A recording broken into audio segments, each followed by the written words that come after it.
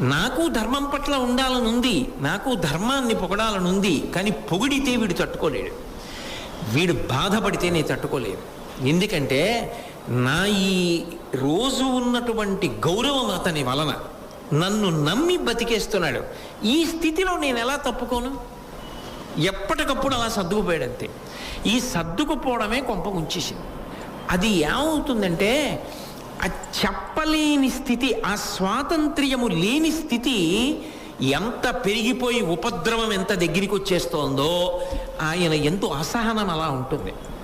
ఆ అసహనం ఏం చేస్తుందంటే దూరదృష్టిని చంపుతుంది. అది దానికి ఉండే లక్షణం. ఓర్పు నశించిందనుకోండి, మనం ఇలా అనేస్తే ఏమొస్తుందో అన్న ఆలోచన ఇంకుండదు. ఓర్పు పోగాని ఎంత ప్రమాదాన్నైనా మనిషి మాటల చేతనే కొని తెచ్చేసుకుంటాడు.